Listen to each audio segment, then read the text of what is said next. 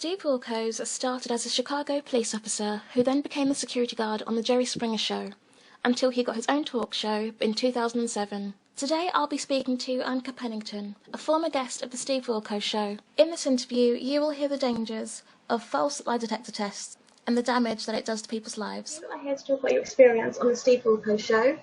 Yes, ma'am. What was it that made you contact the show in the first place? So I not only contacted the show by phone, I also did by, I wrote them. What had happened was my littlest baby, I have 4 kids, picked her up from daycare.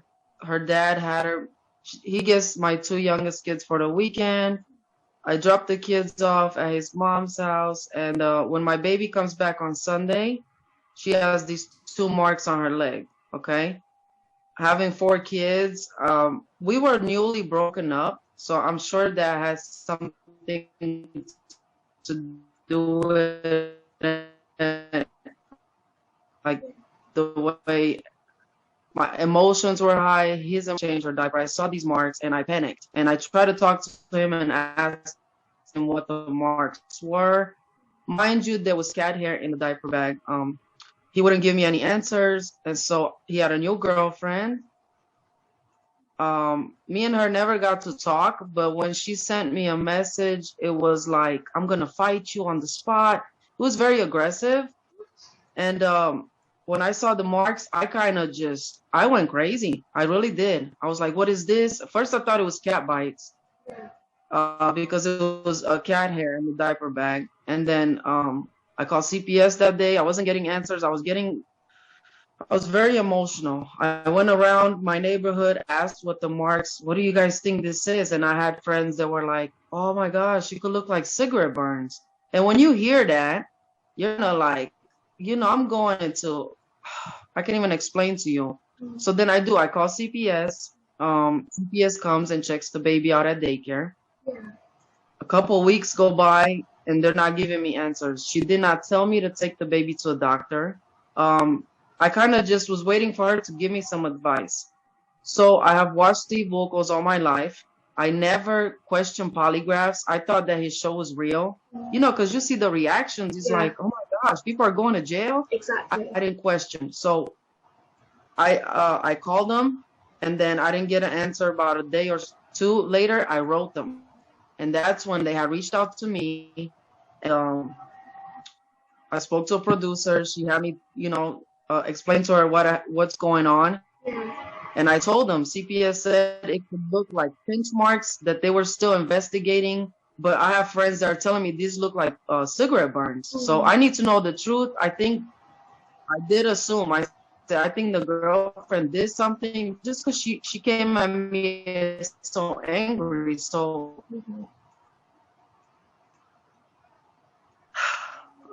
show within a week. Okay, it was pretty fast. They get us on the show. The staff is really nice. I don't know. They were very nice. They seemed concerned.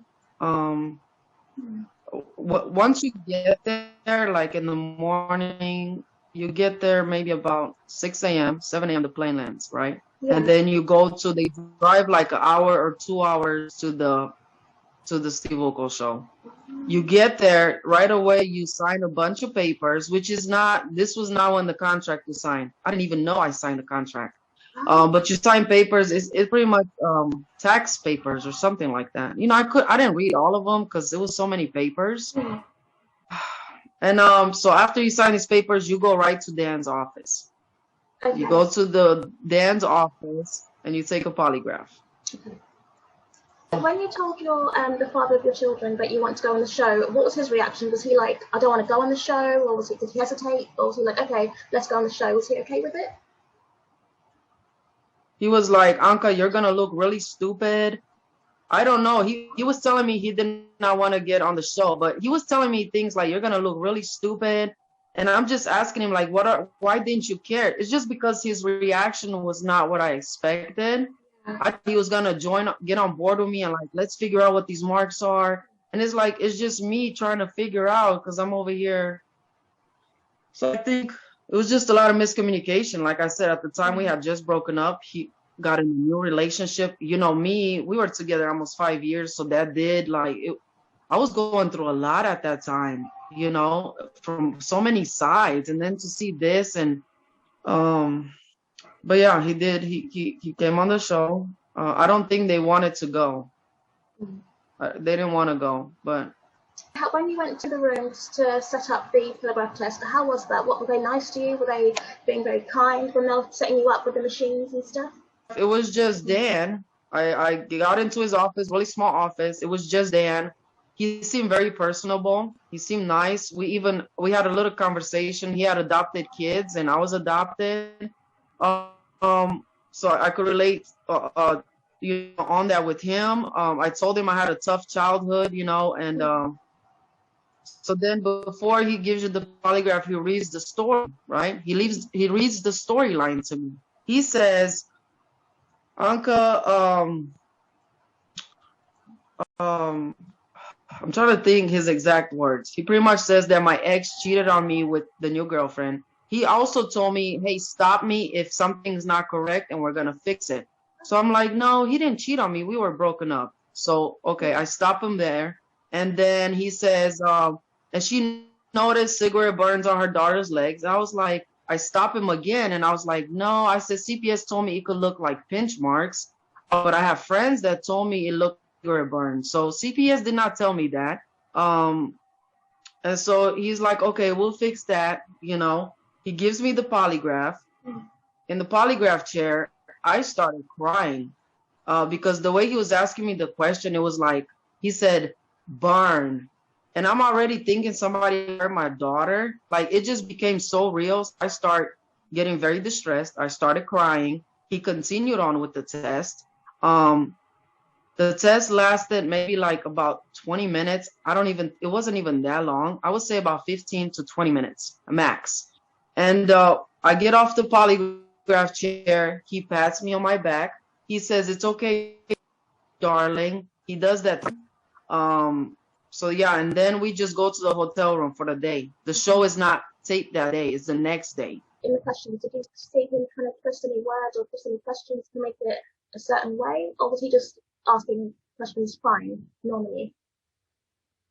He just asked me about cigarette burns. He said, burn. Did you burn your daughter with cigarettes?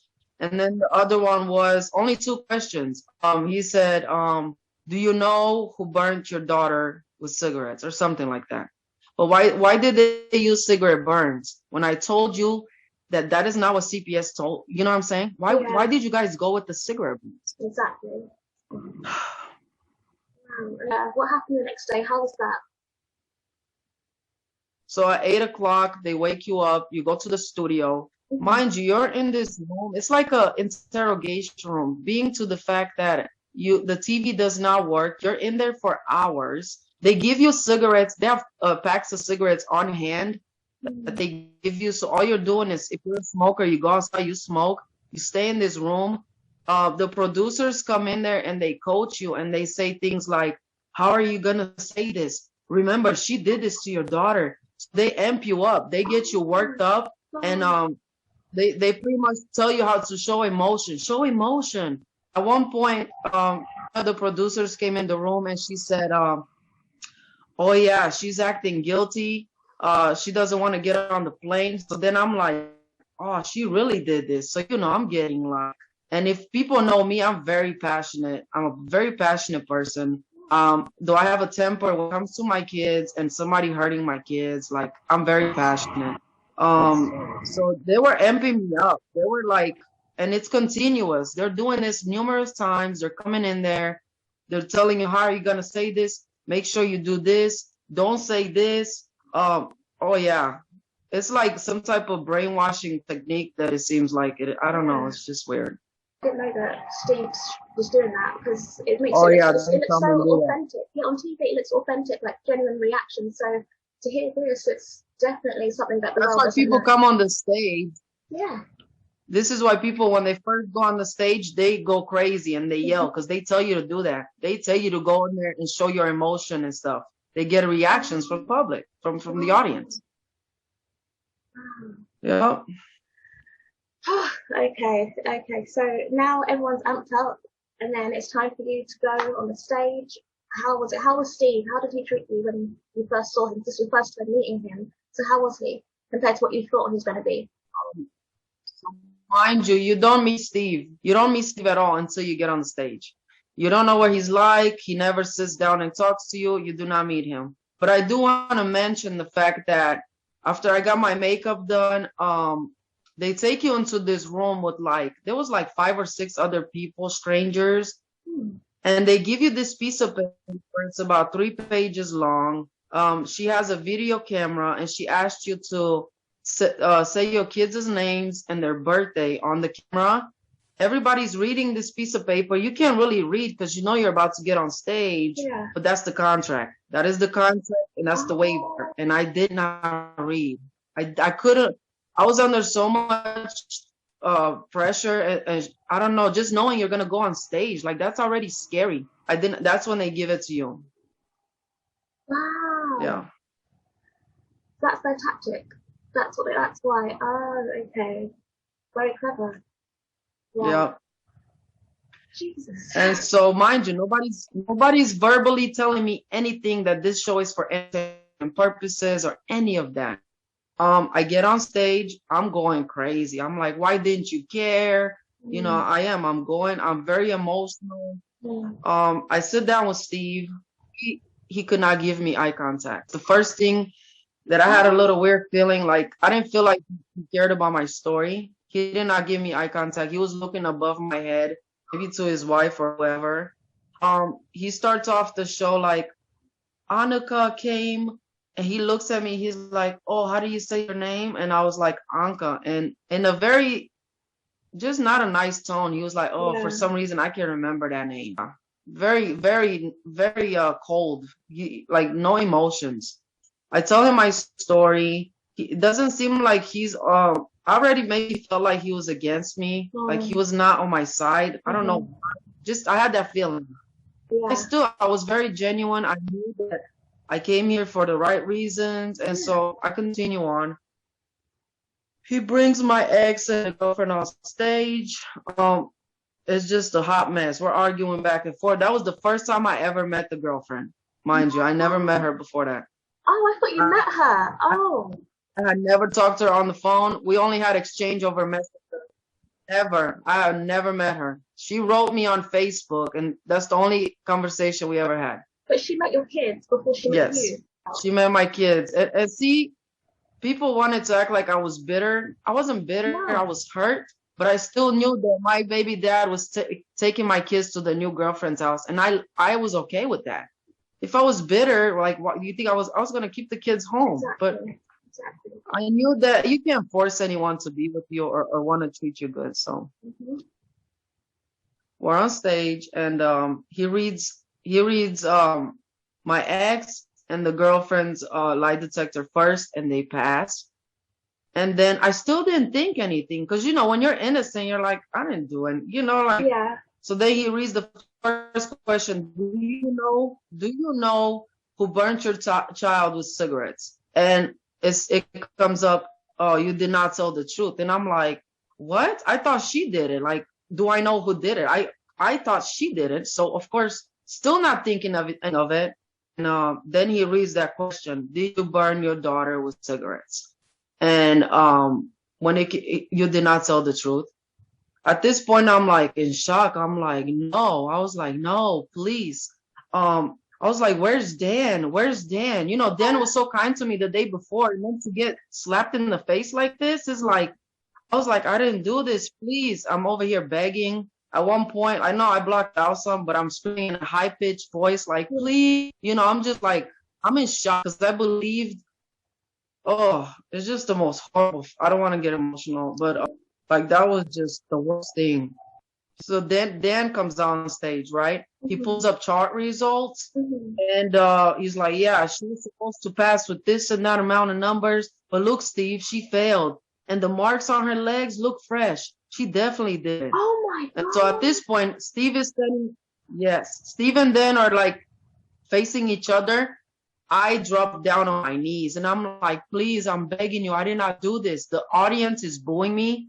They're like, it's just the most horrible experience. And I'm so sorry.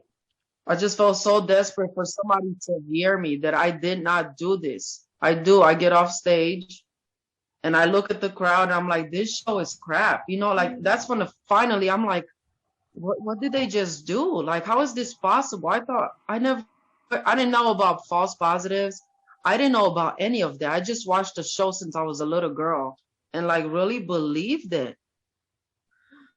And so as soon as I run off the stage, Steve runs after me. That's the video that I have on YouTube. Yeah. That was the little snippet where he's like, "You burn your children," and I'm like, "No, I did not."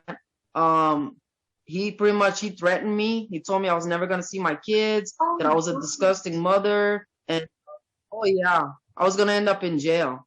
So my mind, I was just like, I get in the room, the lawyer comes in there. Steve's attorney or lawyer comes in there with the producer. And I told him, I said, I don't think I can live anymore. Like, nobody believes me. He's like, oh my gosh, don't say that. We're going to have to call the ambulance. But then he quickly dismissed my claim. I was obviously in distress. I threw myself on the ground like those people do. That's because they're innocent. I did the same thing, but that's under stress. I was in shock, pretty much. She kept telling me, the producer was like, it's okay, you're in shock right now. Like, how do you know I'm in shock right now? Because you guys do this, right? Exactly. The producer was like, don't worry about it. Steve is an asshole. He's an idiot. She was calling Steve names. And this has happened before. I spoke to previous guests, and the same thing happened. When they denied the results, the producer would be like, don't, Steve is a bully and he's not nice, blah, blah. Other producers have done this, so I think they're coached on how to talk to the guest. For the first time I heard, it came out of the lawyer's mouth. He said, Anca, the show is for entertainment purposes. And I looked at him and I was like, what do you mean? What do you mean it's for, what do you mean? He said, go to your state, take another polygraph. I was like, I don't have the money. I don't have the money. And he's like, we're going to give you the money right now. So they come out. I didn't even know I was getting paid, first of all. Did not know I was getting paid. They told me they would pay my babysitter. They come out with some gift cards. It was a Visa, like $250 Visa cards. And that's what they give you. And then you know what they do? They say your car is outside. They take you outside like you're nothing. And they put you in this car to the airport. I did not get to talk to a psychiatrist, a therapist, nobody. No, you know, and yeah. On the way to the airport, I wrote my suicide letter because I was distraught. You know, I did not think, like, I thought I was going to be in jail for something I didn't do. And my kids are all I have, you know, like. I don't even know what to say. You're just like nothing. Like. Oh, how does he get away with this? And another thing, you're the one who contacted the show. Yeah, you're the one who's been treated like a criminal and messing people's lives up. For entertainment contract, you know, because they get to imagine how many people can't read or can't write, and they don't read the contract. You know, like, why didn't they ask me, hey, do you have a doctor's note to state that this is really cigarette burn? Yeah. Do you see, there's so many things that I look back and I'm like, you guys don't even go off evidence. You go off he said, she said, and pictures. So what happened with the father of the baby and his girlfriend when all this was done? Like, when you went to the airport, when you got in the car to go to the airport, what happened to them? Like, did they also just sent to the airport as well, or did they stay on the show and stay back in? Like, what happened? Yeah, they went in a separate car. Okay. They went in a separate car at separate times, different plane. And I pretty much wrote him when I wrote my suicide letter. When I got to the airport, I used their Visa cards. I went and I was going to get 4 bottles of Tylenol, but I only got 3. And I wrote him and I said, you know, I didn't do this. We were together for so long. You know, I was very anti-smoking cigarettes around my kids. Like, that was, I would never even let someone smoke cigarettes around my kids, not even in the house. And I was like, you know, I didn't do this. Take care of my kids. Like, and when he wrote me back, he's like, Anca, you didn't do that. He wrote me back and he said, I know you didn't do that. Oh. He's like, when I seen you drop on your knees, I knew you didn't do that. Oh. Okay. But I didn't see that message until I was in the hospital, you know. I didn't see that message. Did he when the results came out and you're still on the stage, did he speak up? Did he say this has to be wrong, or did he keep quiet? Because now he's saying he believes you, but did he say he believed you in front of Steve? Oh. No, he was crying, and he's like, "Oh my gosh," he was just crying. I really don't remember. I blacked out, so I remember he was crying on the stage. Like pretty much while I was in the hospital, he said the show is bogus. I told you we shouldn't go, and so I don't know. Okay, but at least he is supportive in that way. At least he kind of, he believes you, which is a good thing to have him on your side because he's the father. But those threats that Steve said about going to prison, getting charged, going to jail, did that follow through? Were you contacted by police afterwards? Prior to me going on the show, when I called CPS, the sheriff called me. The sheriff called me and she said, "Hey, I'm working with the sheriff department. Can you send me pictures of your daughter's marks?" And I sent her. The show only showed one picture. I sent the lady, I don't know, like 6, 7 pictures. She never contacted me again. I think she knew because the mark was growing. But you know, when you burn a piece of clothing with a cigarette, it's gonna end. In my mind, that's what I thought. It doesn't do that with skin. No. But that's how I was just magnifying, and then hearing people telling me this, like, you're just thinking the worst. But after the show, while I was in the hospital, I called CPS and I'm crying. I'm like, I failed the polygraph, but I didn't do this. And she's like, just relax, it's okay. And then when I got back home, they closed the case. They came and did see my kids. They closed the case. I took my daughter to the doctor. They closed the case. Did they find out what it was? Yeah, what the marks actually were? Ringworms. It was ringworms. Because then, so while I'm in the hospital, right after I just attempted suicide, there was these beautiful nurses, and I had 19 pictures of the marks because I told you they were growing. I was taking pictures because the shapes were changing, and but she said, "Let me look at this. Let me look at the pictures." She goes, she's like, "This is ringworm." She's like, "I've seen burns. These are not." That's when I first found out that it was ringworms, because when I went, before she told me, I didn't know. I thought somebody did do that. I did leave a suicide video, and in that, I thought it was maybe daycare or somebody, or I still believe that that's what it was. It just goes to show that somebody can really break your mind. Exactly. That torture of the mind is very real, and that should be very illegal. Yeah, but I remember watching one of your videos. You were talking about, your childhood, your upbringing, that you never really had an easy one, and you've been brought up to be a very strong woman. And I think that's the reason why you kind of thought straight away that my child is being abused, because when a person is brought up in a certain environment, when they have their own kids, they're so overly protective of their kids, they start to jump to certain things, and I think that's what happened. But you did nothing wrong at all. Obviously, you did nothing wrong. You, in fact, a great, fantastic mother, because your first instinct was, someone's touching my child and I need to report it straight away, and that's what you did. So just always remember that you did the right thing. You didn't leave it. You didn't, you went straight to CPS. You went straight to asking your friends. You did what a mother is supposed to do. So I just want you to remember that out of all this horrible circumstance that's come out of this show, just remember that you did a fantastic job with your kids. Just remember that. You keep them safe. You're doing a great job. Thank you. You're awesome. Thank you. I had good intentions.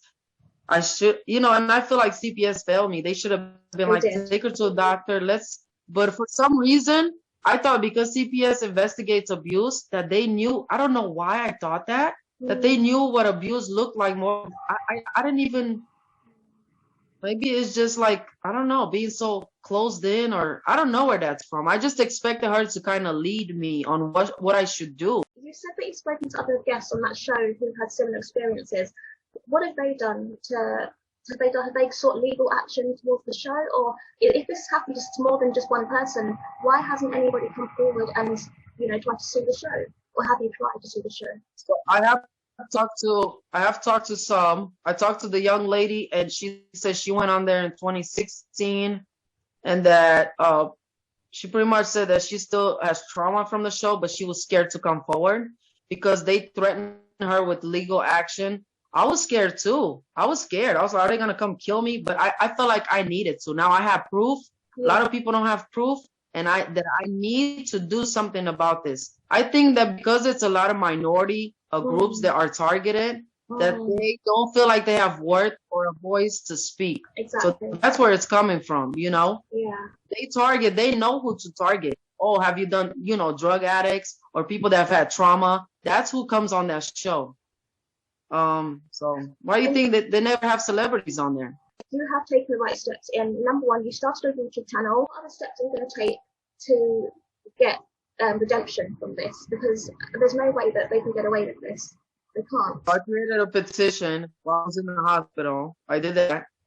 And then I gave them a couple weeks to, I should let you know that. So after I get out the hospital, I did start making YouTube videos. I gave them 2 weeks to apologize to me. I sent them the doctor's note.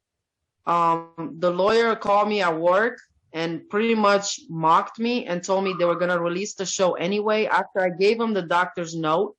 And I did. I went into, I had a whole mental breakdown. I called the suicide hotline. I was like, I don't know what to do.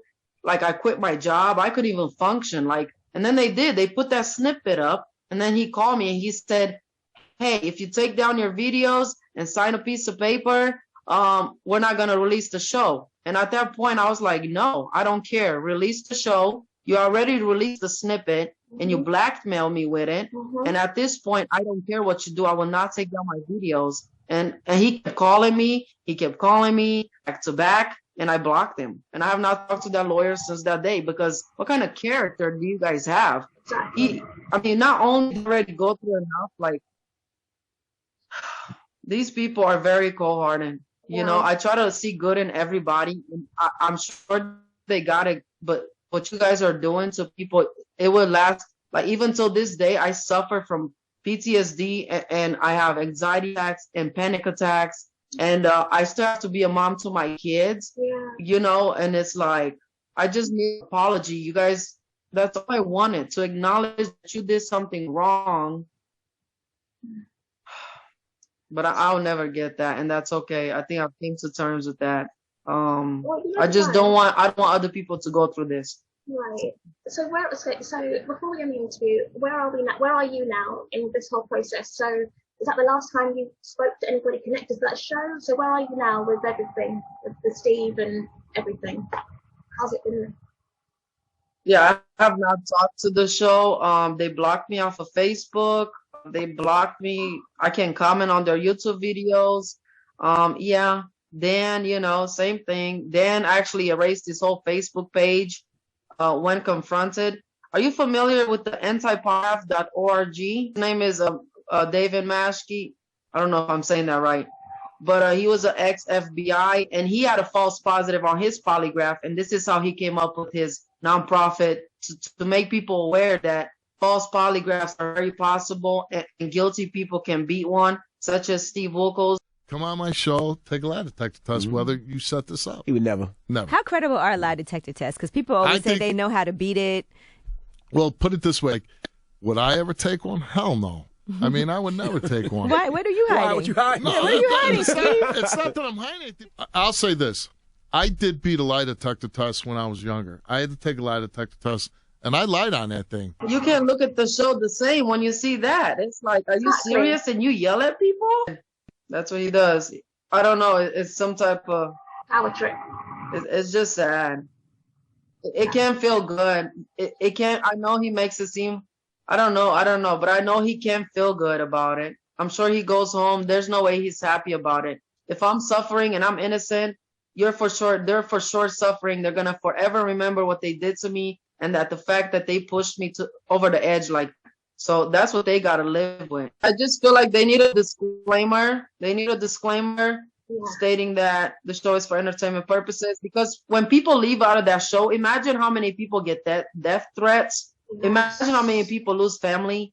You know, you guys cannot do that. Not only do these people suffer on the show, they suffer after, and their image is forever plastered because you guys fail to mention that this show is for entertainment purposes.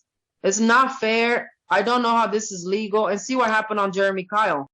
We asked Harry, did you steal the golf clubs that went missing from your mum's shed? You said no. Why'd you say no? Telling the truth. Tess says you're a complete liar. Harry Henson says this moment started his spiral into depression. He knew he wasn't a thief. The lie detector said otherwise. I stole nothing! When it said I was lying, I literally went into this world and I just felt like I was going to die, fall on the floor and just die. I literally felt like I was a lion backed in a cage, being poked with a stick. The apparent suicide of Steve Diamond, who had failed a lie detector test on the show, has brought back distressing memories. I feel so sorry for that family, and because I went through that as well, and I got to the brink of throwing myself off a train station. That's how bad it got for me. And part of me feels, okay, if I would have died, they would do something about it. But because I'm still here and I'm speaking, it's like, and it's sad. I'm glad I'm here. I'm very glad. But do you see what I mean? It takes something to be done. As you said, you're still here, you're still talking. But unless someone killed themselves, then they'll be like, oh, we're sorry. So that's what it would take. Yeah, they got to be forced by pretty much, not by their, you should be forced by your conscience. Yes. But with them, you have to be forced legally. Yes. That's just how it goes. It's sad. Anca, I am so proud of you for sharing your story and putting yourself out there, because I know it takes a lot to say all this and to relive it again. I know it was very emotional for you, so thank you so very much. And you're not just helping yourself, but you're helping so many other people. Thank you so much for sharing your story, and I will do my very best to get this out there everywhere I can to make sure that you get justice. So much. You are an angel. I just really appreciate you. I appreciate you. You're a beautiful person, and I appreciate you a lot. You too. And God bless you and your children. God bless you. I want to thank Anca Pennington for sharing her story with us. It's also important to know that since her appearance on the Steve Wilkos Show, she and the girlfriend of her ex are now getting along very well. They're great friends and are co-parenting excellently.